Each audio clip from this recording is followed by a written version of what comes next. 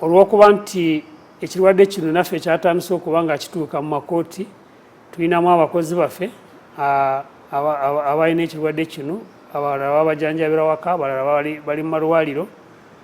So ate ng'ekirwadde kino tulowooza nti bayinza kuba bakijje ku mulimu gyabwe. Chief Justice yasazeewo nti emisango egisinga gijja kuba nga giyimirizibwa okutuuka ennaku 42 nga ziweddeko. Courts zijja kuba nga ziwuliriza emisango egyo gitasobola okulinda gye tuyita urgent matters. Omwo mwe tutwalira emisango egy'okweyimirirwa. Waliwo emisango abantu bayinza kuba nga bakutte nga tomanyi we bamututte, n'ojja mu kooti ng'osaba bamuleete mu kooti gye tuyita habeas corpus. Egyo emisango gisobola kuba nga giwulirwa mu nnaku zino. Waliwo abalala balina applications ezitasobola kulinda, katugeze nga waliwo ekintu ekigenda kubeerawo nga bwe kiba kimaze okubeerawo kijja kuba nga kyonoonya ebintu ng'okumenya ekizimbe n'ebirala. So applications ezo zijja kuba nga bazireetebwa mu kooti. Tujja kuba n'omulamuzi buli kooti ajja kubeerawo buli lunaku ne ba staff abamu. Abo bajja kuba nga bakola ku nsonga ezo.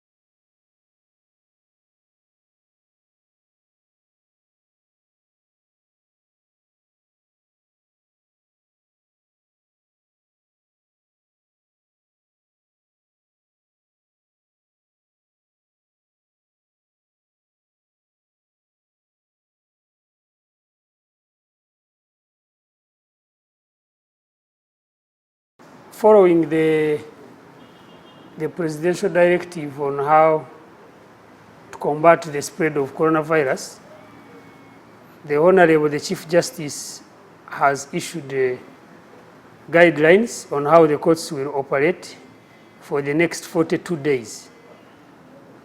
We all know that the second wave of coronavirus has been spreading widely, and it has not spared us.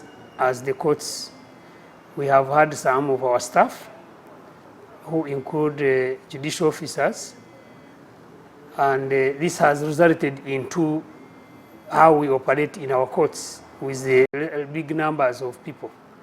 So from today, 7th, up to the next 42 days, the normal court operations are suspended by that circular. We, as courts, we shall be handling only urgent matters. These are matters which cannot wait, which must be handled as soon as they are filed.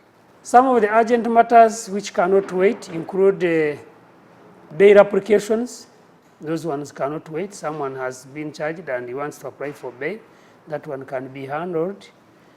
Some matters involve people who have been arrested and need to be produced in court, what we call habeas corpus. So those matters cannot wait. So those applications will be handled by the courts where they will be filed.